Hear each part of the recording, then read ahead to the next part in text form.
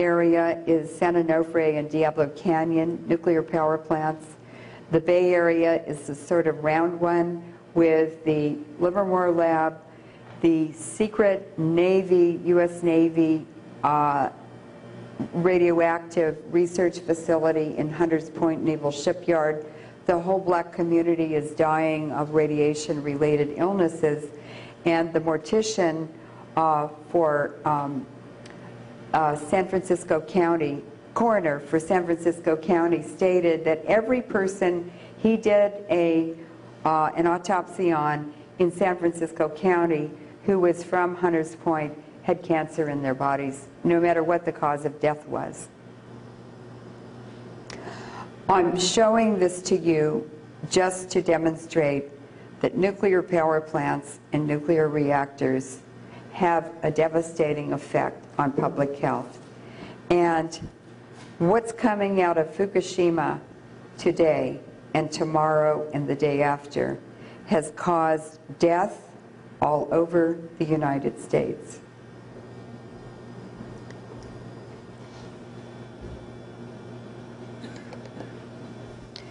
This is data from Japan. It's the main causes of death since 1898.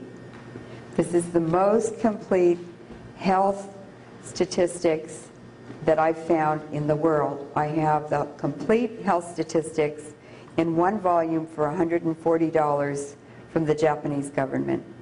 And they did it meticulously and in great detail. The problem is it's just big piles of numbers, just like when you go to the Centers of Disease site. You have to know how to graph them. Well, this actually was graphed in the journal, but you can see that up until the 1950s, the main causes of death in Japan were from infectious diseases. And cancer, which is that green line, was very, very low, and so was diabetes. There's a blank space, 1945 to 1947, when the U.S. government would not allow the Japanese to report their vital statistics. It was to hide the effects of Hiroshima and Nagasaki. And then, with the introduction of each new nuclear technology, mortality from radiation-related illnesses replaced the deaths from infectious diseases. And you can see that that top hump is cerebrovascular diseases, brain diseases, mortality. And cancer went up, and also underneath cancer is heart disease. And look at the big increase after 1990 with the introduction of depleted uranium to the battlefield. I got the annual reports off of the Los Angeles Department of Water and Power website, and I plotted the uranium levels in drinking water in Los Angeles since 1999. And you can see all the battles, Najaf, al-Sadr, Basra, 2003 Iraq War, Tora Bora bombing. It's all in the drinking water of Los Angeles. Uranium in drinking water or in rivers or whatever is causing hormone and estrogen effects.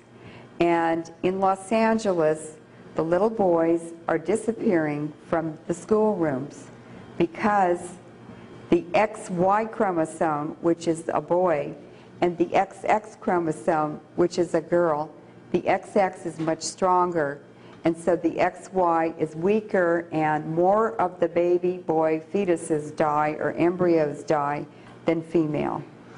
And the estrogen and hormone effects are also causing an expanding female population, a shrinking male population, in, for instance, the salmon in the Columbia River because of radiation from Hanford and the Trojan reactor.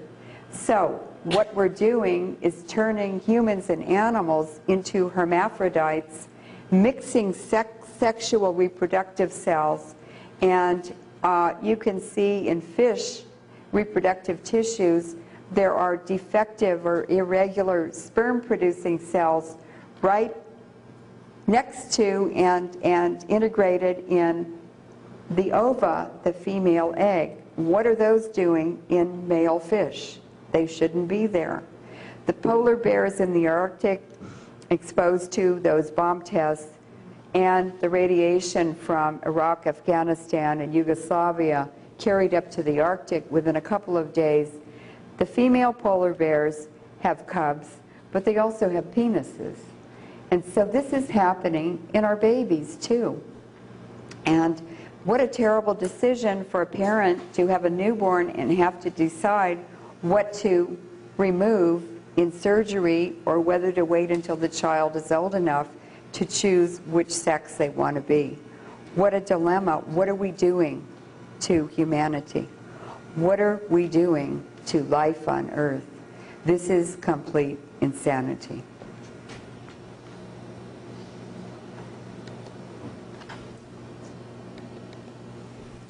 This is from the New York Times. These are maps of diabetes. The top map is New York City. Everybody's drinking the same drinking water.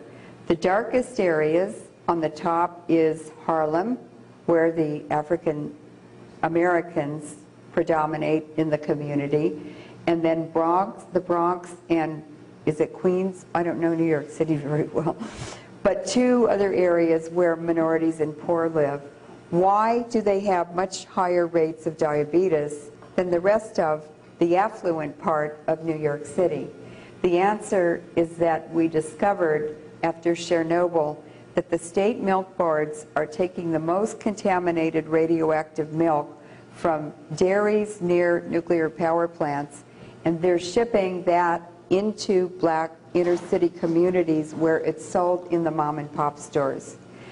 Look at Africa in the bottom map. It has the lowest diabetes in the world. So how can diabetes be genetic in blacks if they didn't have it in Africa? It's because U.S. national policy is to genocide the black communities with radiation.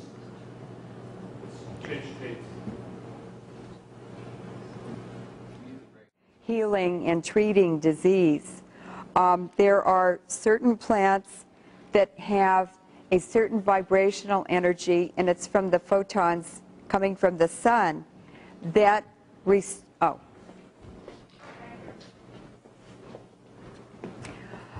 not only chemical pharmaceuticals are a way to treat disease, but I think that I've worked a lot with Native Americans and shamans and healers, and the work they're doing is really phenomenal. I've sent people to a medicine woman on Vancouver Island, and she has cured diabetes.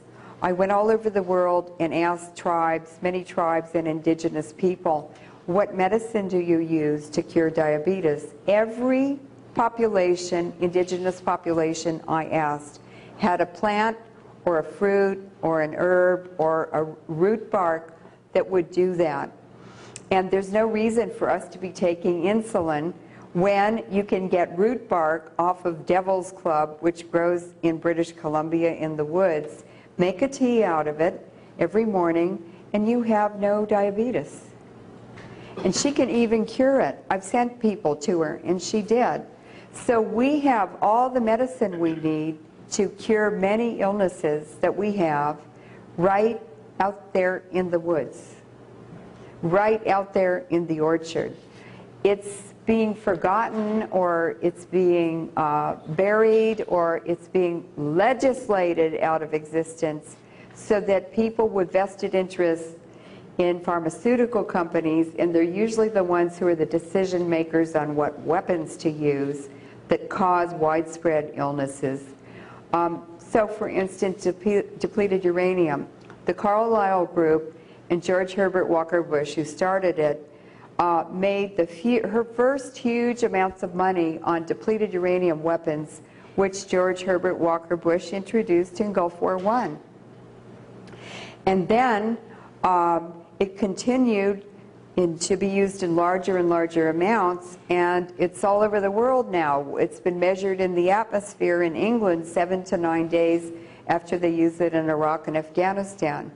It's in LA drinking water a week or two after they use it in Afghanistan, in Iraq. So if it's in LA drinking water in British atmosphere, it means it's global. It's absolutely everywhere. And we don't even know it. We don't even taste it. It's not even reported to us by our own radiation monitoring agencies. So we really need to read more. And all I'm doing today is giving you a framework for a puzzle. And now that you have that framework, there are many pieces that you have already, but you have no way to relate compartmentalized information. Now that you've got a Velcro patch on your brain, which I put on today, you will begin to collect information, but you have a framework to put it in, and it really becomes more exciting and interesting as you read and share it with other people, and they tell each other stories, and you create your own database of information that you collected yourself, that you can trust and you can share with others. So please, please talk to everyone you know and share this information, because it's only a global awareness. All these small lights going on all over the world, sharing information that will save us and help us, and also make us realize it's not personal. It depersonalizes the pain and the fright and the suffering, and it empowers us to speak out, to act in a positive way, and to help each other.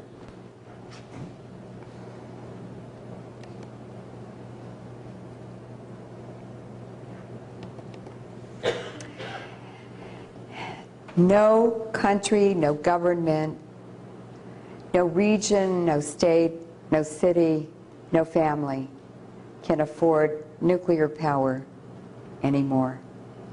This is what the aftermath of Fukushima looks like in one of the reactors, and that was taken on March 11th. How in the world could they send all those kamikaze workers to a fate of death to try to get something this destroyed to work? And now, with the Stuxnet virus, it means in any country with nuclear power, this can happen with a pen drive. And this is what the hidden agenda of nuclear power is really about. It's for economic warfare. It's for land grabs. It's for depopulation. How could you not see it now? It's so obvious. I'm not going to be silent and let GE poison the whole world and destroy humanity. And I hope you will help me by telling other people, by sharing the information, and by finding the strength and the spirituality within you to fight back. Because we're all being poisoned to death. Thank you.